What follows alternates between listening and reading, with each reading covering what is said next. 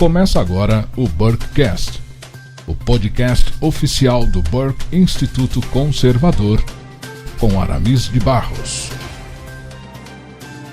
A minha cordial saudação a todos vocês, caros amigos conservadores que nos acompanham no Brasil e no mundo.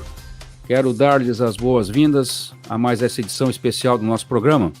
Como você já sabe, o Burkecast é o seu bate-papo semanal informativo sobre atualidades e diversos temas ligados ao conservadorismo. Meu nome é Aramis de Barros e eu estou transmitindo desde Navegantes, no coração dessa maravilhosa riviera localizada na costa norte de Santa Catarina. Burkecast é um oferecimento do Burke Instituto Conservador, uma plataforma EAD feita para você que se interessa por temas ligados ao conservadorismo. O Burke Instituto oferece uma série de cursos e seminários que vão ajudá-lo no enfrentamento dessa guerra cultural na qual estamos imersos.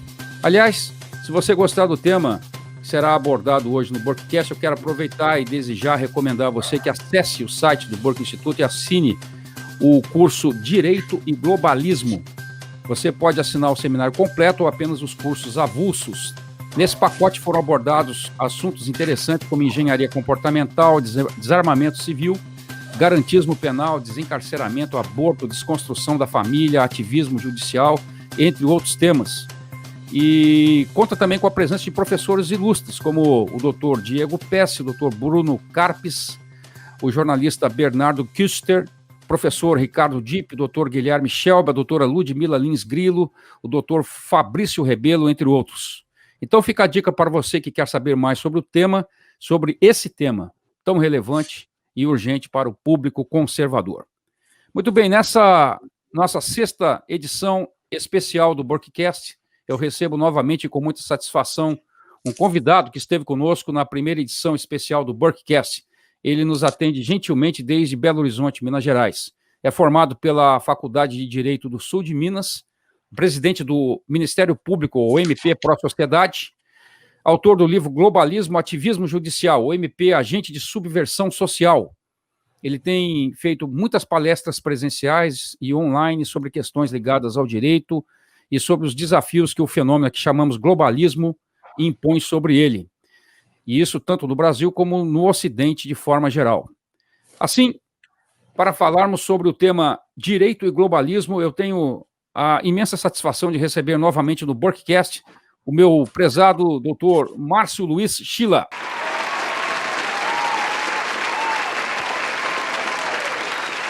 Ilustre doutor Márcio, é uma enorme satisfação recebê-lo novamente aqui no Burkecast para mais essa entrevista, que certamente trará muito esclarecimento ao público conservador. Eu quero agradecer ao senhor por aceitar o nosso convite, quero também aproveitar e desejar-lhe muitas felicidades por mais um ano de vida que o senhor estará completando amanhã. Suas palavras iniciais, por gentileza. Aramis, é um prazer e uma honra estar aqui de novo. Obrigado pelas felicitações. E vamos a essa entrevista. Muito bem, doutor. Nós queremos aproveitar bastante o tempo aqui com o senhor. Temos muito assunto aqui pela frente, assuntos relevantes e muito atuais. Mas eu gostaria de começar, doutor, fazendo um resgate histórico, como a gente geralmente faz aqui no Burkecast. E já que estamos falando de globalismo, é sempre interessante nós revisitarmos as mentes globalistas do passado, né? E dentre essas tais, uma delas sempre chama muito atenção pela participação, pelo caráter, digamos assim, muito penetrante das suas ideias, né, revolucionárias, que foi aquela do autor esotérico e revolucionário Adam Weishaupt, que foi o líder dos Illuminati da Baviera. O autor italiano Gianfrancesco Strazzanti, ele escreveu uma obra, um opúsculo, um livreto, chamado A Revolução por Trás da Revolução, The Revolution Behind the Revolution, na qual ele faz uma investigação dos escritos de Adam Weishaupt para além daquilo que ele escreveu dentro do grupo Illuminati. Ele faz uma pesquisa sobre a obra filosófica de Adam Weishaupt. E uma dessas obras que foi traduzida para o inglês, chamada Lâmpada de Diógenes, Adam Weishaupt diz o seguinte, abre aspas, A questão que se levanta é a seguinte: por que os povos não podem formar uma única nação, falar uma única língua, viver sobre um único conjunto de leis e ostentar uma única moral e apenas uma religião? É a pergunta que Adam Weishaupt faz aqui na sua obra A Lâmpada de Diógenes, citada por Gianfrancesco Strasanti. A primeira pergunta, doutor Márcio, fazendo esse resgate aqui do passado, é a seguinte: escritos como este, de Adam Weishaupt, seria um indício de que esses revolucionários, essas mentes que desde mais de 200 anos já idealizam uma nova ordem mundial, isso é uma evidência de que elas já tinham em mente a subversão das leis em escala global e a subversão do direito? O que o senhor acha? Sim, perfeitamente. Mais com relação ao Adam Weishaupt, mais importante do que a obra que ele publicou é a obra que ele tinha secreta.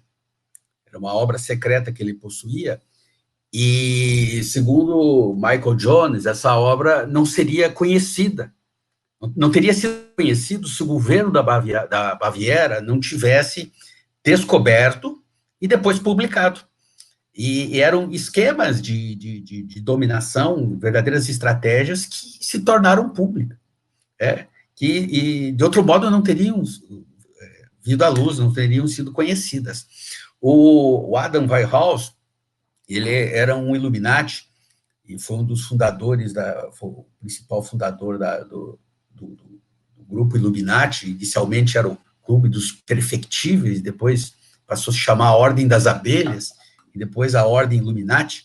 Ele estudou em escola jesuíta, ele teve formação com jesuítas, e o que a história conta, que os historiadores contam, é que ele, embora essa formação, ele acabou não sendo um cristão, ele acabou entrando no ideal iluminista, né, o ideal cientificista, mas ele aproveitou duas coisas fundamentais dos jesuítas, que era a confissão e como se diz, o exame de consciência, que ele teria utilizado isso dos jesuítas, evidentemente sem as regras que a igreja impunha a esse tipo de procedimento, e que ele, quando ele criou a instituição Illuminati, que depois ele vai se infiltrar também na maçonaria, ele utilizava essas regras como uma regra rígida, em que todos os membros tinham que fazer esse exame de consciência e essa confissão.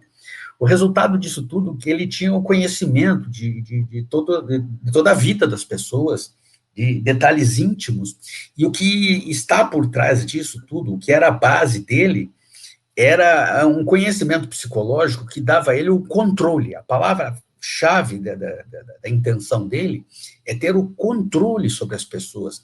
Na medida que ele tinha conhecimento sobre todos os detalhes da vida da pessoa, que as pessoas confessavam, porque dentro da ordem que ele estabeleceu, dentro desse organismo em que eles se integravam, e aqui eu fazia um parênteses, eram organismos secretos, né, o século XVIII é o século dos órgãos secretos, das instituições com segredo, com ritos, como nós conhecemos, por exemplo, a maçonaria, várias instituições foram criadas assim, e isso dava a ele um poder, e ele tinha toda uma regra a respeito disso, toda uma regra de controle das pessoas. Pois bem, esse controle dele, nós precisamos entender dentro do sistema da época, que os Illuminatis, eles são contemporâneos ali com os iluministas, tá? que precedem a Revolução Francesa. E o que está na base da Revolução Francesa é todo um pensamento liberal. Eu nem digo liberal no sentido econômico ou no sentido político, mas havia uma cosmovisão liberal, né? Uma cosmovisão liberal que com base no desenvolvimento da ciência, começava a negar a autoridade da igreja, a autoridade dos dogmas, e começava a depositar fé na ciência e, portanto, no próprio homem. Tanto que nós vamos ver o seguinte, é um fato extremamente importante, que a Revolução Francesa, ela instaura uma nova realidade, porque sempre, até a Revolução Francesa, a lei sempre, ela tinha como base uma ordem transcendente. Então, se nós pegarmos aqui no tempo do cristianismo, era Deus. Mesmo no tempo dos pagãos, havia uma transcendência, sempre houve uma transcendência, um direito natural que sempre foi reconhecido pelos governantes, pelos reis, pelos imperadores, sempre havia essa ordem superior. E a Revolução Francesa, ela vai estabelecer, ela vai quebrar essa ordem. E ela quebra essa ordem justamente porque você já tinha uma cosmovisão liberal, você tinha um pensamento iluminista, os Illuminatis, dentro desse mesmo, apenas que o Illuminati é uma escola que vem da Alemanha, né, enquanto que o iluminismo é algo que já vem entre França e Inglaterra. E quando se instaura a Revolução Francesa, a Declaração dos Direitos do Homem, a regra que prevalecia ali, passou a prevalecer, é que todo o poder emana do povo. Então, o que acontece? O povo passa a ser, essa entidade coletiva, passa a ser a fonte do direito. Isso significa que o povo terá o direito de dizer o certo e o errado, o lícito e o ilícito, o que é moral ou imoral, substituindo aquilo que na antiguidade, na Idade Média e na antiguidade, tinha um limite, que é o limite que era a ordem divina, a ordem transcendente. Você poderia legislar dentro de certos parâmetros. E, a partir da Revolução Francesa, você não tem mais esse parâmetro. Então, o homem assume aquela posição do pecado original, de dizer o bem e do mal. E essa passa a ser a regra. E um outro fato que é importante é que o iluminismo, ele vai trazer a questão do cientificismo. Então, a ciência agora é que pode dizer o que é a verdade. E a ciência que começa a questionar os dogmas da religião. Por exemplo, Copérnico. Então, as escrituras estavam erradas. Agora, Copérnico, cientista, é que tem a razão. E outros fatos científicos que vão, descobertas, vão começar a colocar a ciência como a grande reveladora das verdades. E isso tem uma implicação, porque como, por exemplo, Voltaire, ele volta da Inglaterra, depois que conhece a física de Newton, na Inglaterra, volta para a França com a ideia de criar uma moral científica, uma sociedade científica. Então, isso implicava diretamente no comportamento social, inclusive no comportamento sexual. Vamos lembrar aqui que a primeira revolução sexual vai acontecer justamente na Revolução Francesa. Né? Então, por exemplo, se a regra é que o casamento é indissolúvel, mas a pergunta é, por que ele é indissolúvel? Porque a igreja diz, mas agora não vale mais o que a igreja diz. Tem que saber se cientificamente isso é válido. Então, todos esses valores começaram a ser questionados. Todos os valores sociais eram questionados pelo seu valor científico. E aí é uma coisa extremamente importante, que talvez o próprio Von Rauf já tenha percebido, que é o seguinte: quando você institui uma sociedade e retira dela as regras religiosas, seja de qualquer religião, você retirou uma ordem moral religiosa, uma ordem moral transcendente, o que resta? Resta o caos. Resta o caos. Então, ele entendia que seria necessário estabelecer um sistema de controle. E esse controle passaria a ser feito agora pelo Estado. A noção de que sem uma regra moral, sem uma regra com base religiosa, você vai ao descontrole, a própria Revolução Francesa demonstrou isso. E não é por acaso que Auguste Comte vai criar a ciência social como uma espécie de religião. Aliás, o próprio Auguste Comte vai criar a sua religião, né? Ele vai instituir uma religião científica, que não deu muito certo, mas a verdade é que isso já está nessa base, isso explica muito. Eles já sabiam disso.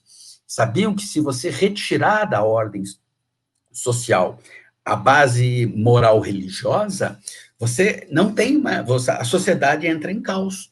Então, eles já sabiam desde aquela época, ele já antevia, que você precisava de um controle da sociedade. Se você já não tem a moral religiosa como forma de controle, de pautar a sociedade, você teria que fazer isso através das leis. Através das leis. E tinha já essa ideia, aquele grupo da época já tinha essa ideia de derrubar o trono e derrubar o papado. E instituir um Estado, aí eles próprios se perguntavam, um Estado em que as leis racionais, já que isso era da razão, a lei racional seria uma lei racional para todos. Então, por que divisão de país? Por que divisão territorial? Por que não haver um só povo sob uma só lei, já que o que vai imperar é a razão? E a razão para o homem é uma só. Né? Então, ali está a base dessa ideia. Né? Ali está o germe dessa ideia de um Estado global, não vamos confundir, globalista, né, do globalismo, e a ideia de controle, né, que é o que nós acabamos vendo. Essa situação ela é vista hoje. É muito fácil, porque você retirando, veja, a nossa época é um exemplo disso. Quer dizer, o controle que hoje, depois de tantos anos passados, o controle é a palavra-chave hoje. Quer dizer, nós temos o controle de todos os tipos, quer dizer, você é controlado hoje por seu cartão de crédito, você é controlado, a quebra do seu sigilo, já se fala, o seu telefone celular que permite que você seja identificado onde você está, o chip que se fala será colocado sobre a pele do indivíduo, ele poderá ser localizado em qualquer lugar, todos os dados pessoais estão ali. Então, nisso tudo, ali está a semente nós chamamos hoje de um Estado policial. E eu digo mais, essa ideia do controle que vem com Adam Walhaupt, ele está durante o século todo da modernidade. Ela vai passar, por exemplo, está na base da psicanálise, ela está na base da propaganda, ela está na base do behaviorismo, psicologia, ela está na base do politicamente correto. Tudo é sistema de controle. E dentro dessa ideia de controle, realmente, o Adam foi um precursor. Ele deu os elementos básicos do seu esquema sigiloso, que ele copiou do modelo jesuíta, sem, evidentemente, os limites do preceito religioso da igreja. Então, sim, a resposta é sim. É interessante, doutor, o senhor trouxe aí à luz esse esquema, um esquema piramidal, né, de controle que Adam Weishaupt, o vulgo Spartacus, né, codinome Spartacus do Illuminati usou. Nós temos ali, então, já desde aquele momento, a ideia de se exercer uma espécie de investigação da mente, que era como ele costumava classificar essa ação, né, onde alguns indivíduos controlavam outros e assim sucessivamente dentro de um esquema piramidal, com vistas a um controle total, né, com vistas a um controle mais amplo, né, e aí nós vemos símbolos, por exemplo, como a pirâmide, o olho que tudo vê, que representam exatamente esse esquema piramidal de controle, né, centralizado, e de uma forma mais ampla, né? Quer dizer, isso foi muito bem lembrado pelo senhor e muito bem descrito por Eugene Michael Jones no livro Libido Dominante, agora já disponível em português, né? Doutor, nós, já que estamos falando de ações revolucionárias, né, com vistas ao globalismo, de uma forma geral, nós podemos considerar o ideal revolucionário que nós temos visto aí de desconstrução de instituições tradicionais, como, por exemplo, a família, a religião, a escola, o Estado-nação e o direito, né? Tudo isso, toda essa destruição, né, toda essa desconstrução, nós podemos considerar essa ação revolucionária uma espécie de prelúdio das atuais ações globalistas? O que o senhor acha? Sim, perfeitamente, porque, veja, todas essas instituições, como nós a concebemos, elas são todas, em todas elas está a base moral religiosa. E isso já começa lá no Iluminismo, nesse período que nós estamos comentando, porque era o auge do cientificismo. Então, a ciência é que era a dona da verdade, a razão é que deveria explicar. A história da sociedade não poderia ser regida por preceitos, por dogmas, por autoridades religiosas, por aquilo que eles chamavam de misticismo, de preconceito. Então, a ciência é que deveria determinar, e mesmo que eles não soubessem como deveria ser determinado, o certo é que esses valores como família, sociedade, família e esses valores todos que você elencou, o próprio conceito de Estado, ele deveria passar por uma reformulação. É por isso que eu até comentei aqui, no livro do Libido Dominante, o Michael Jones coloca a primeira revolução sexual justamente na Revolução Francesa e no mesmo período, né, na Inglaterra. Ele coloca ali as suas primeiras, Marquês de Sade, e ele narra todo aquele ambiente naquele momento. Evidentemente que isso tudo, depois veio uma série de fatos que isso retrocede, mas retrocede, vamos por assim, da superfície, mas continua no subterrâneo, depois vai desembocar numa outra revolução sexual, que foi na Revolução Russa. Quer dizer, a Rússia era a meca do homossexualismo com Lenin. Da mesma forma, nesse mesmo período, Berlim também era conhecida como a capital da libertinagem, né? Até culminar com a terceira revolução sexual, que é dos anos 60, que é essa que nós agora temos os últimos efeitos. Então, e sempre, a ideia disso foi, e essa ideia ela vai ser alimentada e ela vai ser depois teorizada por um grande teórico que é utilizado, é Marx e Engels, com aquela obra A Origem da Propriedade do Estado da Família, em que ele vai dizer que as famílias, ele se baseia numa teoria de tribos indígenas, uma tribo ancestral, em que não havia casamento, não havia homens e mulheres não se casavam, então as mães sabiam quem eram os seus filhos, mas os pais não sabiam. Então, era uma sociedade livre, era um paraíso. Mas daí o que aconteceu? O homem começou a tomar posse da terra, dos seus instrumentos de caça, cercou lá a sua área para plantar, e aí ele tinha que passar aquilo ao seu sucessor, ao seu filho, ele tinha que deixar aquilo a alguém. E aí, segundo a teoria desse livro, é que ele precisava deixar o seu sucessor, o seu filho, mas ele não sabia quem era o seu filho, porque não existia família. Ele tinha filhos com várias mulheres, as mulheres sabiam que era o pai, mas ele não sabia quem era seu filho, porque elas não tinham um marido.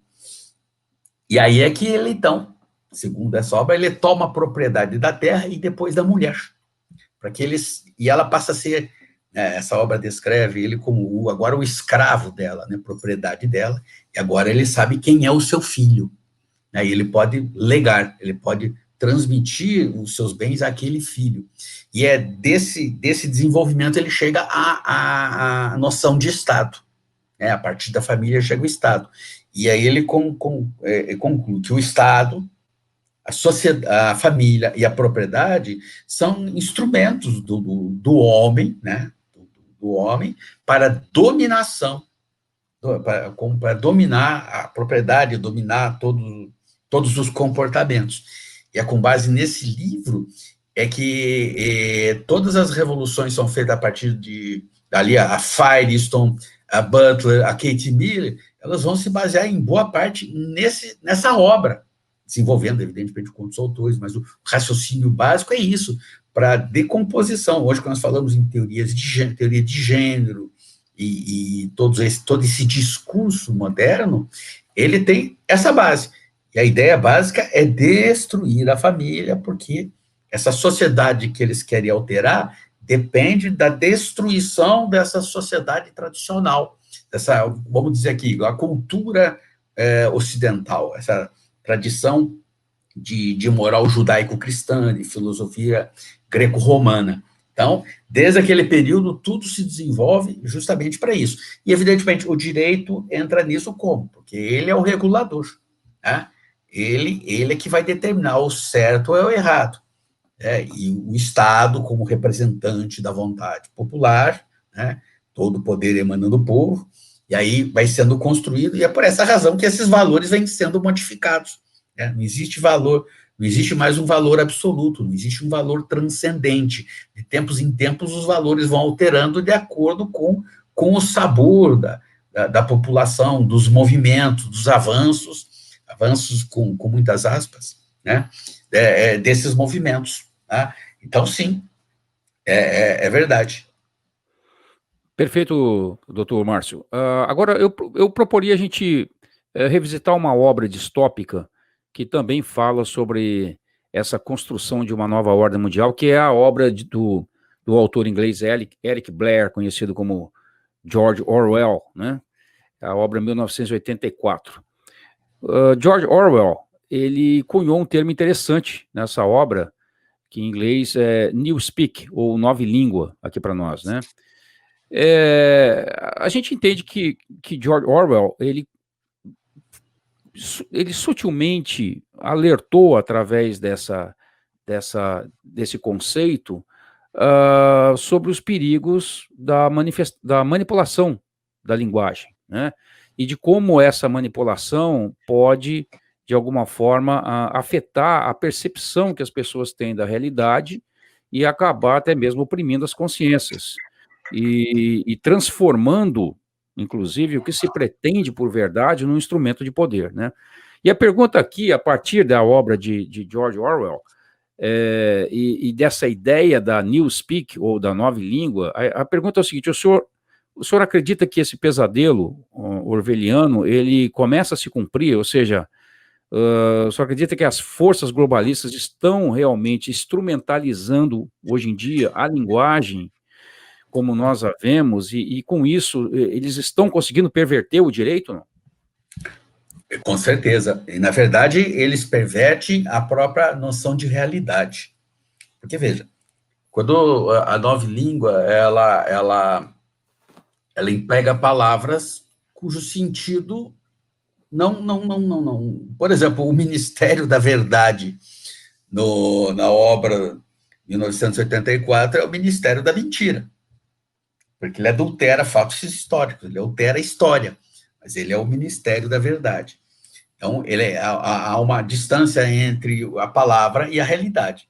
Hoje nós temos as agências checadoras de fatos, né, doutor? Exatamente, né, o fake news. Então, veja, uma palavra, ela é um signo. Esse signo tem um significado e um referente. O significado é a definição no dicionário. E o referente é a coisa mesma. Tá? Então, quando eu falo cadeira, eu tenho o símbolo, escrito ou oral, eu tenho a definição no dicionário do que é uma cadeira, e eu tenho uma cadeira mesma. Tá?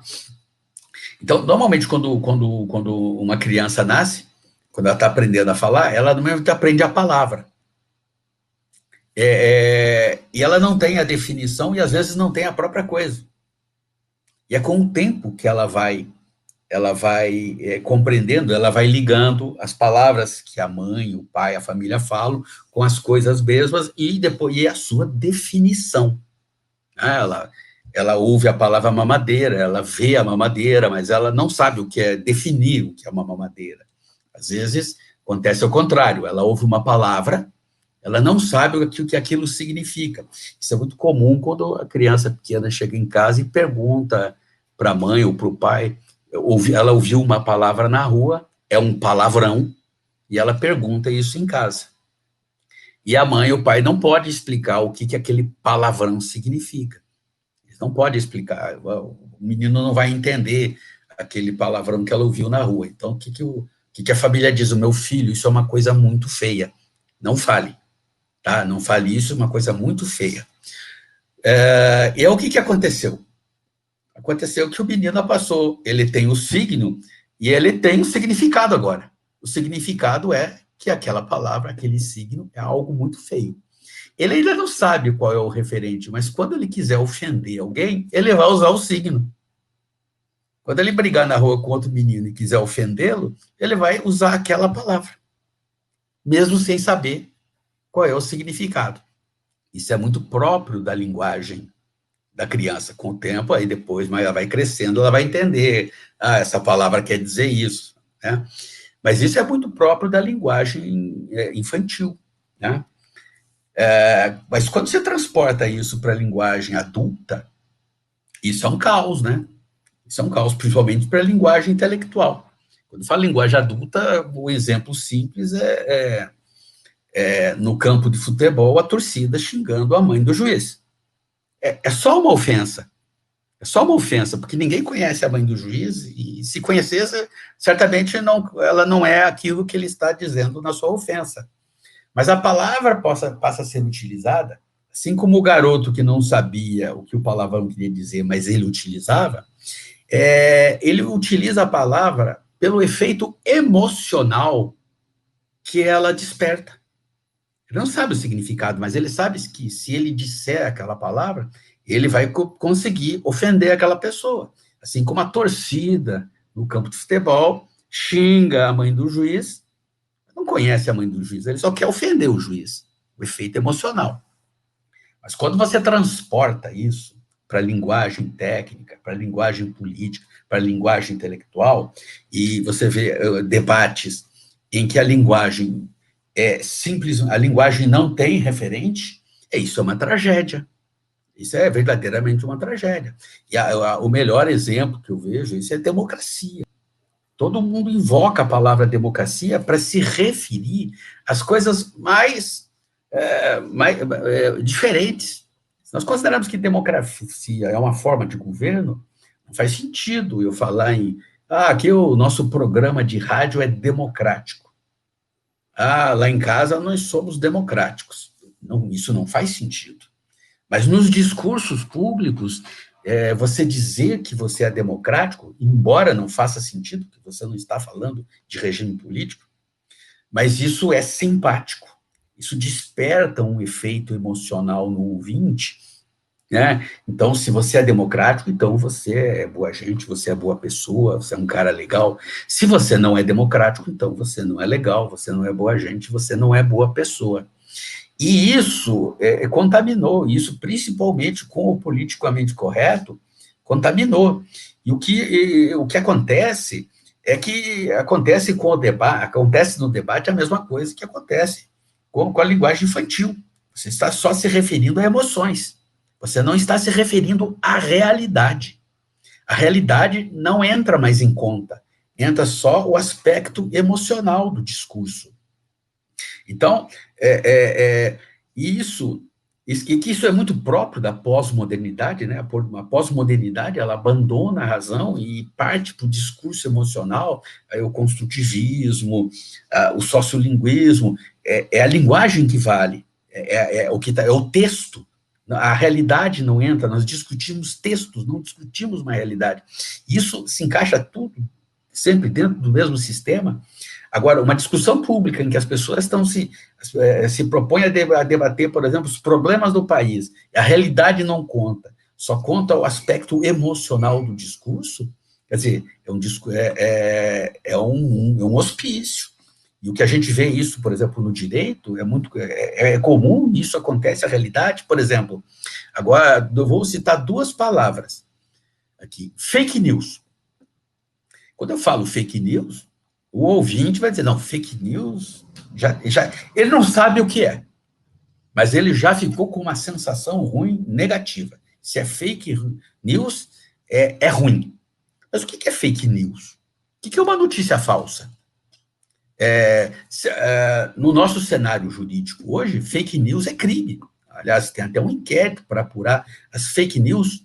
Mas como assim? Fake news é uma notícia falsa. Agora, eu digo para você o seguinte, eu vou escrever um artigo e vou publicar falando sobre a Venezuela. Então, eu já escrevi, vamos impor uma hipótese aqui. Eu escrevi um artigo falando sobre a Venezuela, digo que eu estive lá, e que tive as mais brilhantes impressões daquele país.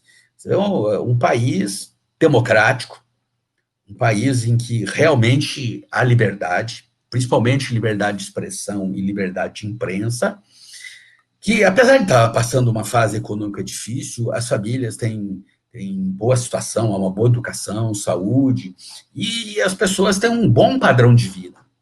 Eu escrevo isso. Depois escrevo lá, assino no jornal, publico, ou nas minhas redes sociais. Ora, isso é falso. Isso eu estou noticiando, e isso é falso. Agora, isso é crime? Isso não é crime. Não existe crime nenhum. Aliás, eu citei Venezuela, mas tem muita gente aí do meio da imprensa, do meio artístico, que fala o que eu acabei de dizer sobre Cuba. Isso é crime? Isso é falso, mas não é ilícito. Eu posso dizer isso, eu posso achar isso. Né? Então, o fake news, o que eles chamam de fake news só é um crime quando ele contém uma injúria, quando ele atinge a honra de uma pessoa, ou quando a notícia que eu contém uma ameaça, contém uma inverdade, quando a notícia que eu publico pode induzir as pessoas em erro e prejuízo, bem, aí eu tenho um ilícito. Mas o fake news em si não é nada. Não existe crime de fake news. Isso não existe. Mas essa palavra entrou e se consolidou. Outra palavra, no mesmo sentido, é o tal chamado discurso de ódio. Mas o que é discurso de ódio? E aí o que acontece é o seguinte, o discurso de ódio agora depende de quem fala, depende de quem diz. Quer dizer, se alguém fala mal do ministro Supremo, é discurso de ódio. Mas se alguém pegar, fizer lá uma cabeça do presidente da República, faz lá de plástico, de qualquer material, e expõe e joga bola com ela, isso não é discurso de ódio, isso é liberdade de expressão. Então, quer dizer, essas palavras, elas dependem do efeito emocional que ela causa. Se ela causar um efeito emocional péssimo no ouvinte, então é fake news, é discurso de ódio. Se não causar, então não é nada, é liberdade de expressão, é livre manifestação do pensamento. No caso lá da cabeça do presidente, pode ser até uma liberdade artística, né, porque ficou muito bem feita, deve ser ali um homem muito talentoso, como que nós vamos incriminar essas pessoas? Então é isso, realmente as palavras foram esvaziadas e de propósito. E o grande efeito disso tudo é que são dois. A realidade não entra mais no discurso. Entra só o discurso. O que emocionalmente ele causar.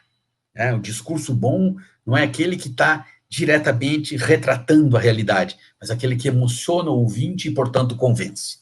E outra coisa, como eu disse no início, isso é uma fala própria da criança. Então, a segunda consequência é uma infantilização da sociedade. A sociedade se torna infantil, se torna emocional. Ela se emociona com o discurso, com a fala, e não mais com a realidade. Quer dizer, então a gente chegou a um ponto hoje que as pessoas são capazes de se emocionar com um cachorro largado na rua ou que foi maltratado e não prestam a menor atenção num homem caído, num mendigo, né? Hoje se tornou, quer dizer, por quê? Porque o que está valendo ali não é a realidade que você está vendo. Está vendo um homem e um animal no chão. Mas o discurso vigente que te causa emoção é o da proteção dos animais, a defesa do meio ambiente. Você não enxerga mais a realidade, você só enxerga o discurso. E aí você não vê mais o homem, o mendigo, você vê o animal maltratado, o cavalo puxando carroça, aí tem ações, movimentos, ações na justiça, fazem-se de congressos, palestras para discutir, gastam-se um dinheiro enorme para discutir esse mundo emocional, esse mundo infantilizado, em que a realidade não participa, é o mundo do faz de conta, próprio das crianças, do mundo infantil. É interessante, doutor Márcio, que quando o senhor lembra essa realidade, né, da infantilização do homem hoje, é sempre interessante lembrar também que um homem infantilizado, ele é mais facilmente manipulado, né, mais facilmente controlado, né, do que um homem mais maduro e com maior capacidade de discernimento. Mas eu quero aproveitar, já que nós estamos falando em manipulação da linguagem, né, eu queria perguntar para o senhor qual o papel que essas ditas políticas identitárias, né, e os chamados direitos de minoria, qual o papel que eles desempenham nesse processo globalista que a gente tem visto ameaçar a ordem jurídica? Eu perguntaria também para o senhor aqui na carona dessa primeira pergunta, é correto afirmar que quanto mais direitos se confere a pequenos grupos e a coletivos, vamos dizer assim, coletivos sociais, mais fraca e dividida e, portanto, menos coesa se torna a sociedade como um todo? Sim, e apenas fazendo uma observação, aliás, um comentário sobre a observação que você fez aí no final, no início da sua pergunta, o Adam von Raupp, ele já tinha esse lema, controlar e prever comportamentos. Essa é a base, você controlar, prever e controlar os comportamentos. Então, isso está na base da coisa. Tudo isso, infantilizar a sociedade, por quê? Porque é muito mais fácil controlar um infantilizado do que um homem maduro. Muito mais fácil controlar uma pessoa que se deixa levar pelo discurso do que uma pessoa que está atenta à realidade. Não é aquela frase, agora eu esqueci o autor, mas você, afinal de contas, vai acreditar em mim ou nos seus olhos? Groucho Marx, né? Groucho Marx, muito obrigado, é isso mesmo. É exatamente isso. É exatamente isso. Agora, o discurso a questão das minorias. Veja, as minorias é um aspecto interessante de se ver com a pós-modernidade. Porque o que acontece? A modernidade foi a era da razão, o iluminismo, a confiança plena no homem, na razão humana. Né? E como a razão é uma coisa individual, cada indivíduo tem a sua razão, também foi a era do individualismo e dos direitos individuais. Né? Propriedade, liberdade, tudo isso vem como valores decorrentes da razão. E o homem acreditava que, a partir da razão, ele iria dominar a natureza, tornar a vida, o planeta, um lugar melhor, porque a ciência resolveria todos os problemas, resolveria as doenças, e tudo que a ciência e a tecnologia poderia oferecer. Esse mito existe até hoje, né? Esse mito vigora até hoje. Mas acontece o seguinte, na passagem, na Segunda Guerra Mundial, eu caracterizo aqui o início da pós-modernidade, nasce um outro discurso, no qual eu considero a escola de Frankfurt uma precursora, mas embora as ideias todas não sejam dela, mas ela impulsionou. É que é o seguinte, que a modernidade, a razão, ela prometeu tudo isso, mas o que ela fez? Ela prometeu a solução de todos os problemas, mas ela só produziu guerra. Ela só produziu a Primeira Guerra Mundial, produziu a Segunda Guerra Mundial, produziu bomba atômica, produziu tanque de guerra, navio, aviões, né, máquinas de destruição em massa. Isso por quê? Diziam eles, porque a razão se aliou ao poder. Então, a pós-modernidade é um abandono à razão. Ela abandona a razão, e aí ela vai ela vai se pautar pelo instinto, pelas sensações, pelo desejo. Esse é o sentimento, não mais a razão, a emoção. Então, a pós-modernidade, ela se pauta pela emoção. Eu abandono a razão, desprezo a ciência. A ciência, ela não é totalmente desprezada. Ela é instrumentalizada. Ela é utilizada quando ela está a serviço do emocional, ou seja, do discurso que não tem referente na realidade. E essa é Então, a pós-modernidade. Então, todo esse discurso de minorias, e discurso dos pobres, a fome, lá os Rockefeller com a fome no mundo, o planeta superpopulação, nunca foi feito em bases sérias, foi sempre em bases discursivas e emocionais.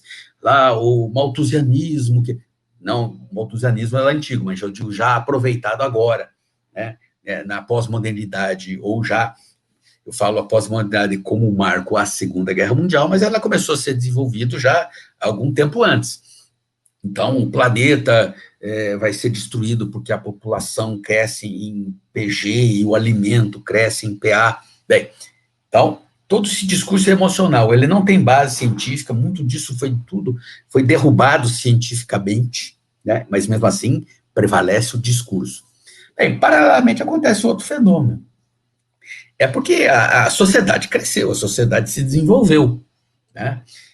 E aquele velho operário de fábrica do discurso marxista, da revolução marxista, ele teve a vida melhorada. Quer dizer, o capitalismo trouxe desenvolvimento, aquela situação da Revolução Industrial foi sendo solucionada, tinha previdência, relações de trabalho. Essa situação, ela nasce realmente muito grave, mas ela vai melhorando, a vida das pessoas vão melhorando. E o que acontece, principalmente nos Estados Unidos, que ele é o palco disso, né?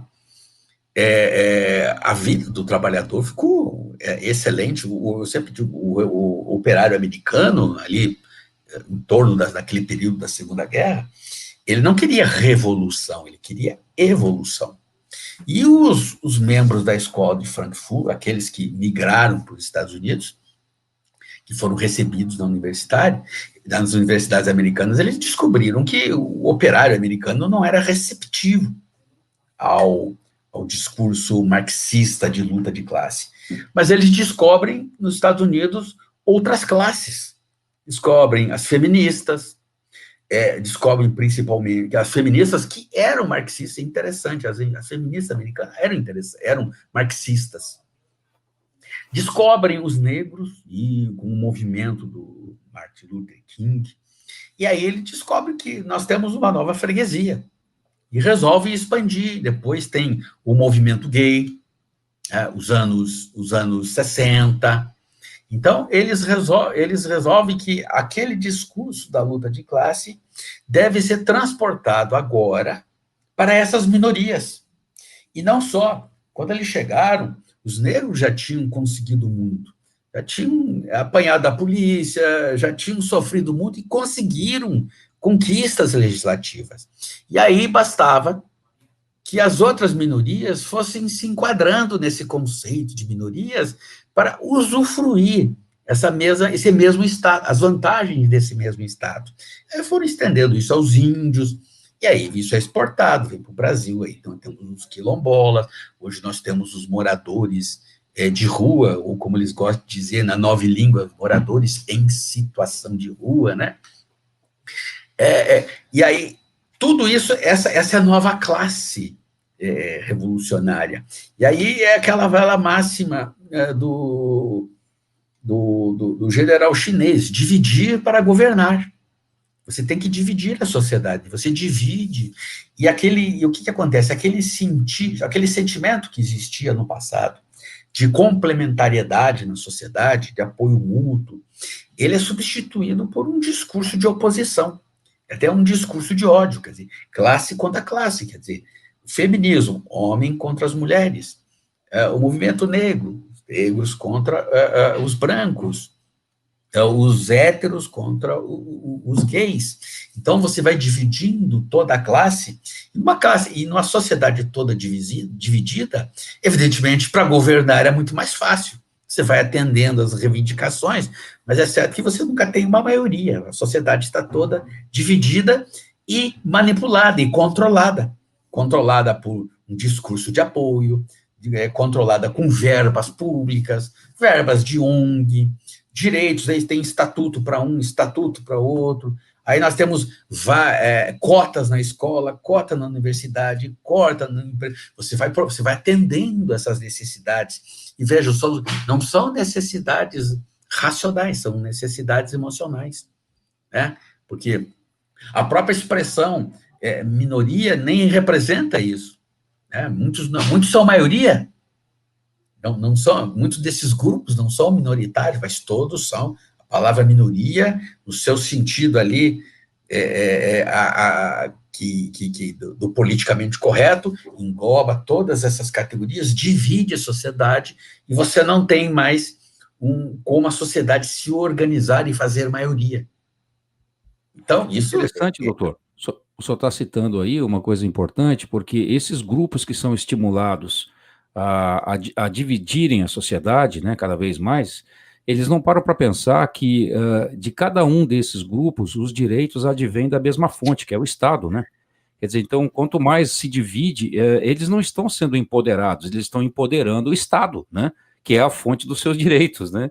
O direito de cada um desses grupos, e a sociedade como um todo perde a sua coesão e é enfraquecida, né? Quer dizer, é uma coisa que esses grupos que estão sendo estimulados a se opor um ao outro não percebem que essa oposição está empoderando o Estado, um Estado controlador, fonte dos direitos deles, né? Sem eles perceberem, né? Eu vou um pouco além, porque essa minoria, essa tem a capacidade de unir tanto eu chamo de globalistas marxistas, eu gosto de chamar essa nova esquerda de neomarxista, essa que trocou o operário pela minoria, é o neomarxismo, e eles são globalistas, né? Eles querem implantar isso no mundo todo. Existe outro globalismo metacapitalista. E essa nova minoria, ela agrada a ambos. Porque, veja, para o empresário, para o metacapitalista, a revolução antiga, a revolução clássica, marxista, o operário queria o quê? Ele queria a fábrica. Ele queria os lucros da fábrica, ele queria a fábrica para ele. Ele queria se apropriar do lucro, ele quer se apropriar do banco, ele quer se apropriar da fábrica, dos serviços. A nova minoria não quer isso. A minoria só quer cota, ela só quer privilégios, ela quer vantagens, ela quer facilidades. Ela quer cota na universidade, depois ela quer cota no emprego, depois ela quer previdência, ela quer direitos especiais, ela quer saúde gratuita, né? Exato, mas ela não compromete, ela não põe em risco o capital. Ela não é mais um risco para o capitalista. E passa a ser uma freguesia para o Estado. Então, o que acontece? Esses dois grupos se unem. Por isso que às vezes as pessoas não entendem, mas você vê, por exemplo, uma ONG com discurso neomarxista apoiada por fundações metacapitalistas. Como compreender que um discurso neomarxista está sendo apoiado por capitalistas? É porque é uma ação conjunta, os interesses são comuns, e há uma outra coisa que entra nisso, veja. O Estado a gente fala sempre do Estado como centro do poder, mas o Estado foi o centro do poder até a Segunda Guerra Mundial. Se você analisar bem, rapidamente o Estado deixou de ser centro de poder. Esse discurso globalista que mina a soberania nacional, o Estado não é mais o centro do poder.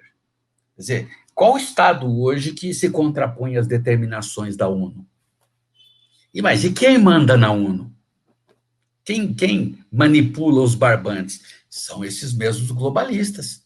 De um lado você tem os metacapitalistas que controlam de um lado, de outro você tem os globalistas neomarxistas que estão em todas as repartições de departamentos da ONU, em suas sucursais, eles estão lá. Então, a ONU em si, ela também é controlada. Quer dizer, o Estado já não é mais esse agente, ele é instrumento, ele é instrumentalizado. Né? A tendência dele, veja, a União Europeia era uma tendência de você acabar com os estados unitários, com as soberanias individuais. Ali era um projeto de globalismo. Né? Então, esse é um esforço comum dos dois, embora cada um queira para si, mas a meio caminho eles trabalham juntos. Né? Doutor, deixa eu pegar um gancho aqui numa palavra que o senhor usou aí, que é o termo neomarxista. Quero aproveitar essa menção que o senhor fez para essa pergunta que eu acho extremamente relevante quando a gente fala em direito e globalismo. Não é? O desencarceramento e a descrença no Instituto da Prisão são pautas neomarxistas que são muito bem conhecidas, né, entre os acadêmicos e os operadores do direito.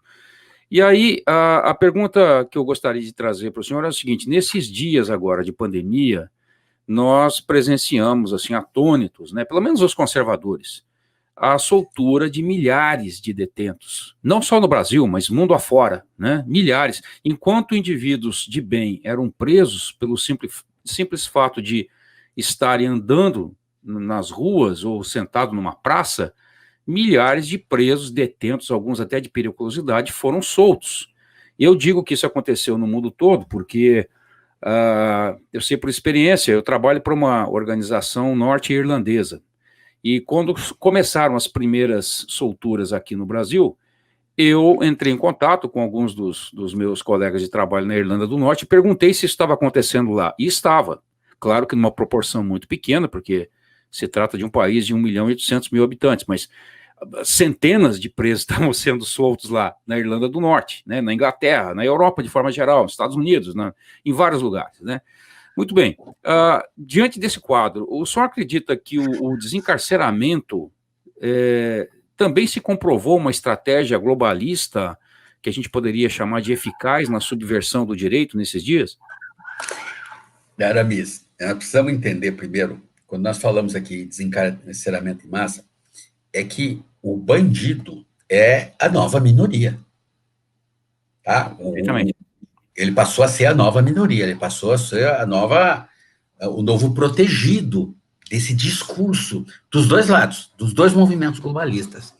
Agora, é interessante quando se fala de laxismo, quando se fala de Ferracioli, desse garantismo, que o direito penal está sendo diminuído, reduzido, muitos defendem até o fim do direito penal, mas isso também é ilusório, porque isso, o direito penal, a supressão do direito penal, a redução do direito penal a limites mínimos, em que não haja nem mais pena de prisão, vai ficar na cesta básica, isso não, observe bem, isso não é bem verdade, porque ao mesmo tempo em que eles querem libertar o bandido comum, eles querem penas rígidas para a elite corrupta, os corruptos, os bandidos de colarinho branco, aqueles que cometem crime contra o sistema financeiro, crime nas licitações que prejudicam a saúde, esses precisam ter pena máxima. Evasão de impostos, né, doutor? Os que sonegam impostos, esses precisam ter pena máxima. Então, na verdade, o que nós temos que compreender aqui que é o mesmo discurso de classe, é a mesma luta de classe. Então, o que nós estamos caminhando, o que a gente acaba vendo, é que nós temos assim, um direito penal para jacobinos e um direito penal para girondinos. Então, depende de que lado você está, irá se aplicar o direito penal. E esse é o movimento que acontece no Ocidente. Ele é simplesmente um discurso que está dentro dessa visão. Vamos proteger o nosso bandido comum, que é o que para o Karl Marx era o lumpenproletariado, que ele não considerava, era um desengajado, mas que a escola de Frankfurt percebeu que nele havia um potencial revolucionário. E ele é utilizado. Agora, para que ele é utilizado? Aí entra o papel do judiciário, o judiciário soltando esse povo. Aí há uma estratégia, existe uma estratégia, porque a estratégia revolucionária, a estratégia subversiva, ela se desenvolve por fases. Primeiro, eles se infiltram na sociedade e começam a desmoralizar as instituições, desmoralizar as famílias, os costumes, desmoralizar as tradições, e fazem isso através de filmes, novelas, vão fazendo isso normalmente pelo caminho cultural. Depois de desmoralizado, você tem que desestabilizar a sociedade. Depois que essa desmoralização já se implantou de certa maneira, você tem que desestabilizar essa sociedade. Você desestabiliza como? Agora você vai classificar o policial de truculento. O policial é um desequilibrado truculento. e o bandido é uma vítima da sociedade excludente. A sociedade capitalista excludente o excluiu, o prejudicou, o retirou do sistema de ganhos. Então, aí você começa a televisão colocando a prisão, o bandido, coitado, apanhou, o policial excedeu a força, atirou, né?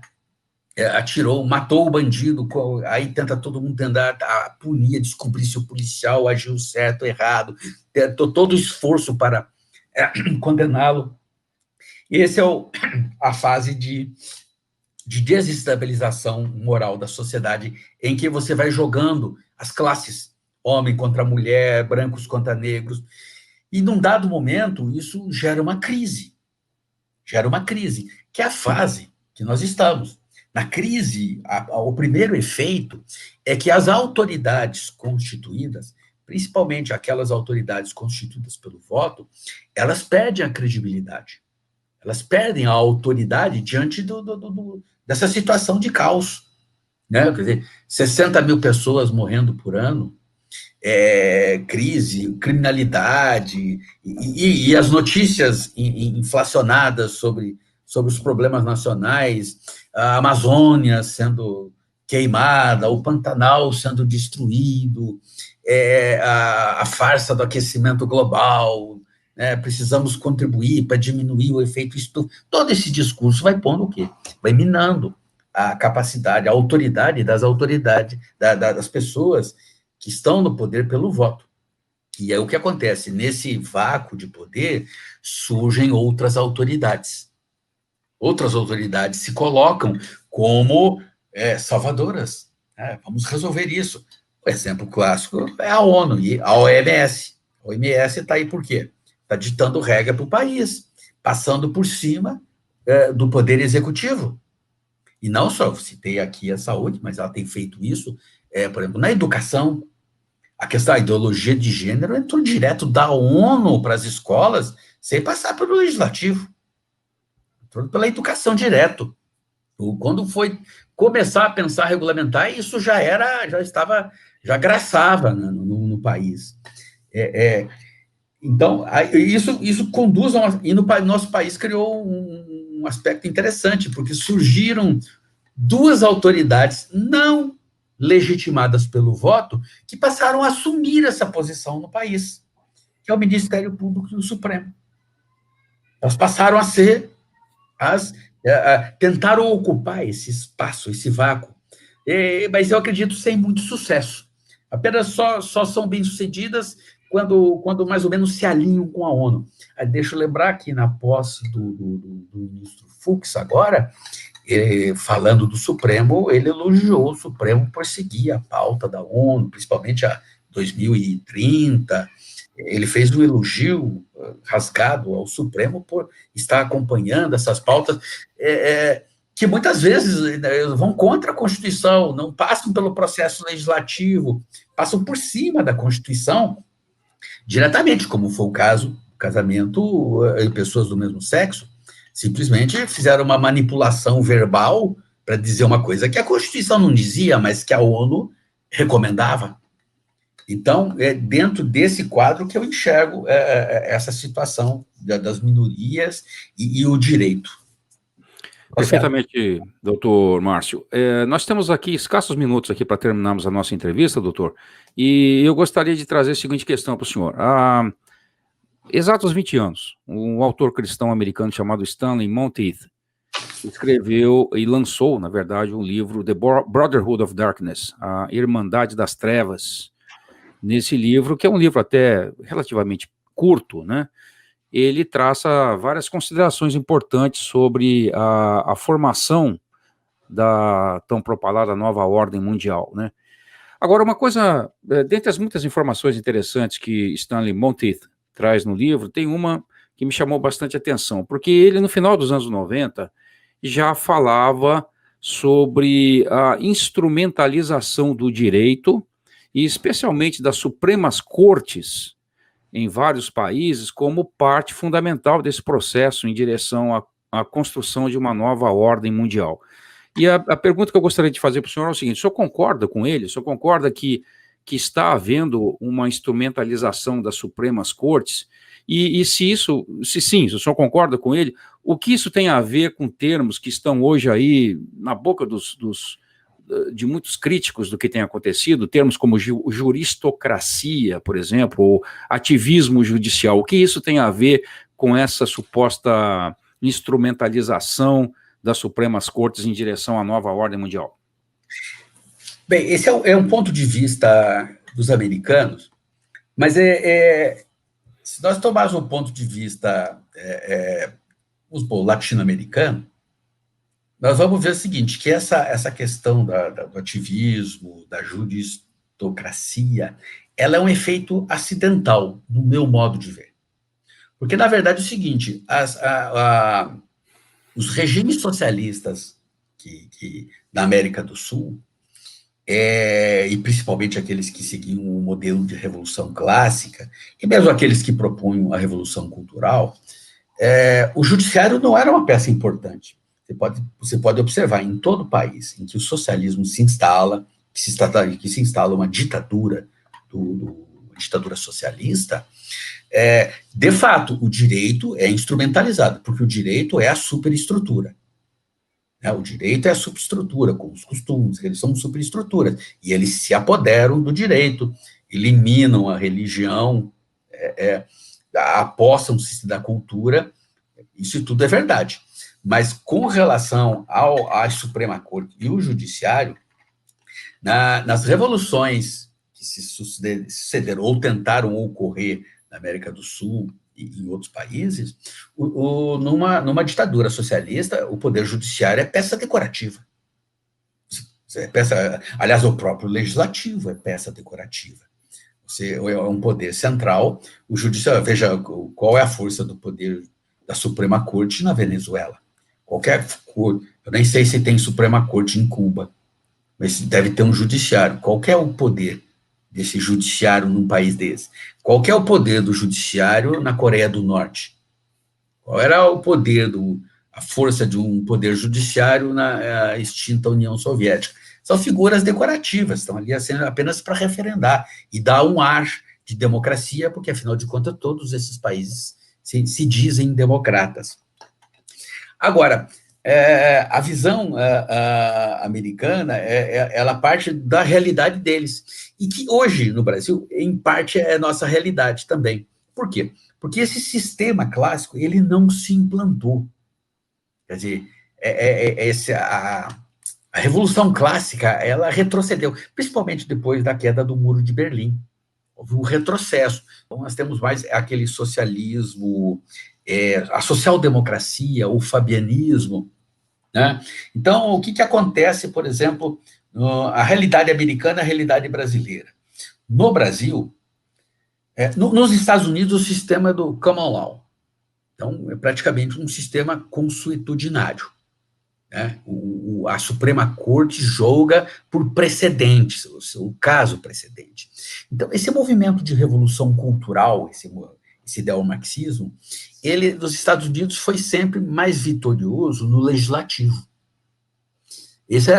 Mas quando a lei aprovada chegava nas Supremas Cortes, né, tanto da União como dos estados americanos, que têm Supremas Cortes, a Suprema Corte interpretava aquilo de modo conservador. Essa é uma reclamação de um jurista americano que tinha essa linha de esquerda, era o chamado sociologismo jurídico, Ruskin Paul. E essa reclamação dele, inclusive, vem num artigo que é publicado por Silveira Viana, isso nos anos 60. Já era a reclamação dele. A conquista que você conseguia no legislativo era barrada no judiciário. E lá, só lentamente, com a substituição das cortes, dos membros, é que eles foram obtendo vitórias pontuais. No Brasil, acontecia um fenômeno diferente, porque no Brasil, o legislativo é mais conservador. O legislativo, o judiciário nosso sempre foi muito parte do estamento burocrático. E como ele foi sempre muito legalista, muito legalista, a lei aprovada no Congresso, ele cumpria. Só que o Congresso era conservador. Então, a dificuldade aqui era invertida. A dificuldade não era o judiciário, a dificuldade era o Congresso. Essas são essas duas realidades. E nos Estados Unidos, como isso foi avançando, eles foram aprovando aborto em certos estados. Então, e aí eles começaram a começaram a estudar esse fenômeno, né, do ativismo e do judiciário começar a julgar além da lei, ou interpretar a lei além dos limites tradicionais. Então, eles enxergam isso lá. No Brasil, esse fenômeno ocorre, mas por um acidente. Acidente do seguinte, porque a partir da nova Constituição, a Constituição de 88, que eu digo e repito, é uma Constituição socialista, ela só não foi totalmente comunista, porque o Centrão acabou intervindo e ficou ali aquela coisa que não é nenhuma nem outra, mas de modo que ela não é uma Constituição liberal e nem conservadora de maneira nenhuma.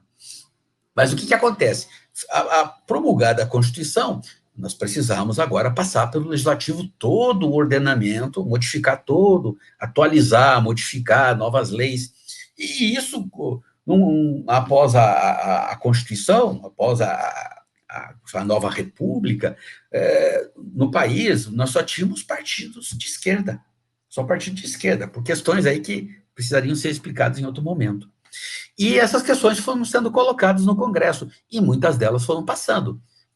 Questões sociais, benefícios, previdência, Código do Consumidor, Estatuto da Infância e da Juventude, mas certas questões de costume não passavam. Porque, mesmo não tendo um partido conservador, o nosso legislador, individualmente, ele é conservador, a base dele é conservadora. Então, certas questões, principalmente referente a costumes, ele não aceitava. Por exemplo, aborto, o casamento entre pessoas do mesmo sexo, elas eram tentadas, mas não passavam. Isso no decorrer dos anos 90. Mas no decorrer dos anos 90 vai acontecer um outro episódio.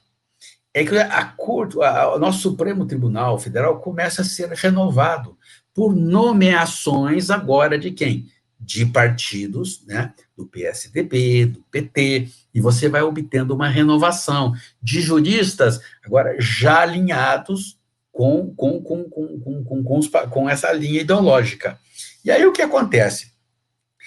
Já se discutia nos Estados Unidos sobre o ativismo, a juristocracia, esse é um assunto que vem também da Alemanha, vinha da Europa, e aí as pós-graduações, mestrados, tal, essas pessoas vinham todas, foram formadas dentro da mentalidade.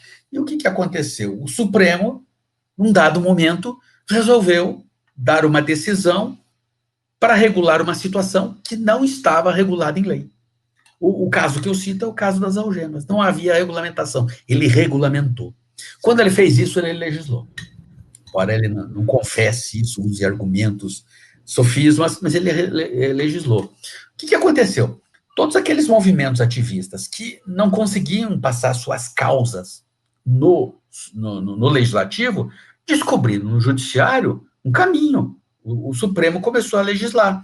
E foi rapidamente, já entrou no ano 2000, que o Supremo começou nessa fúria legislativa, para complementar a lei, para atualizar a lei. De repente, começou a julgar contra a própria Constituição. Começou o caso em que o Supremo institui um crime, é flagrantemente constitucional. Aliás, quando ele legisla, ele está indo contra a Constituição, é o princípio da separação dos poderes. Mas não é só o legislativo, ele começou a intervir no executivo. Então, aqui ocorre esse episódio da judictocracia, mas ele é um episódio acidental. Ele é acidental, porque não existe o que as pessoas chamam de ditadura do judiciário. O judiciário nunca pode implantar uma ditadura. Só pode implantar uma ditadura quem tem o comando das Forças Armadas e dos cofres públicos. Então, basicamente, é só o executivo que pode fazer isso. Né? Ou o partido, como ocorre em alguns países, onde os três poderes são figurativos. Então, o que aconteceu aqui, nesse nosso ativismo, essa nossa situação de crise, né? É que o judiciário simplesmente está em meio àquela fase de crise que eu me referi agora há pouco. Ele está simplesmente promovendo essa crise dos poderes, a crise nacional. Porque, no meu modo de vista, o que aconteceu? A última eleição para presidente, não só para presidente, mas para estados e governadores, ele simplesmente foi uma derrota para a esquerda. A esquerda saiu do governo federal, saiu de muitos estados, saiu de municípios. E o último reduto da esquerda, reduto efetivo e forte, é o Supremo Tribunal Federal. E o Supremo Tribunal Federal, na minha opinião, ele simplesmente está servindo de fator desestabilizador para desestabilizar o governo atual e permitir o retorno da esquerda. Então, não vai... e quando a esquerda voltar, o Supremo volta para o seu devido lugar, porque aí há uma harmonia de interesses e ele volta a cumprir a lei, porque também as leis serão produzidas de acordo com a ideologia vigente. Quando a esquerda recuperar o poder e se tomara não, mas no sonho deles é criar aqui a pátria grande, a união das repúblicas socialistas americanas. Bom, quando isso acontecer, pode ter certeza, o Supremo vai ser peça decorativa, o judiciário, o legislativo, vai acontecer como acontece em todos os países. Então, esse episódio, para nós, eu acho ele episódico. No fenômeno americano, é um fenômeno possível, porque é o que está acontecendo, mas vai depender muito a situação lá, ela é muito mais lenta. No Brasil, as coisas são muito mais rápidas. O Brasil é laboratório, as coisas evoluem muito rapidamente. Tá? As coisas lá são mais... Depende do processo eleitoral, depende de quem vai ganhar a próxima eleição. Quer dizer, aí ganhou o Trump, quer dizer, já mudou a composição da corte. Quer dizer, ele já tem a maioria, então você reverte todo esse processo. Então, a situação é muito diferente da nossa. A nossa, infelizmente, é essa que nós estamos vivendo, essa situação de caos e de insegurança jurídica. Perfeitamente, doutor Márcio. Doutor Márcio Schyla, nós estamos chegando ao encerramento dessa edição especial do Burkcast. E eu queria dizer que o seu retorno aqui ao nosso programa foi muito proveitoso, muito esclarecedor, e eu queria agradecer-lhe imensamente por isso. Obrigado por dispor aí do seu tempo, no meio das suas correrias, dos seus afazeres profissionais e pessoais, e eu gostaria de deixá-lo aqui com as suas breves palavras finais, por favor. Ora, Bis, eu agradeço o convite, é uma honra, é um prazer estar aqui com vocês falando, estou à disposição, sempre que precisarem, é só me convidar que eu virei com o maior prazer. Muito obrigado. Obrigado, doutor, Deus abençoe. Amém. Meus caros amigos, o meu muito obrigado a vocês pelo carinho, pelo prestígio ao Burkcast. Se você perdeu algum episódio do nosso programa, confira as edições passadas na plataforma online da sua preferência, YouTube, SoundCloud, Spotify, Apple Podcasts, Google Podcasts, Breaker, Castbox ou Overcast, ou pela programação da Shockwave Radio no endereço shockwaveradio.com.br. Se você gostou do conteúdo, eu peço a gentileza de você compartilhá-lo com os amigos. Espero encontrar você novamente no próximo episódio do Burkcast. Não se esqueça do recado segundo Coríntios 13:8. Nada podemos contra a verdade, senão em favor da verdade. Um grande e fraternal abraço a todos vocês e até a próxima.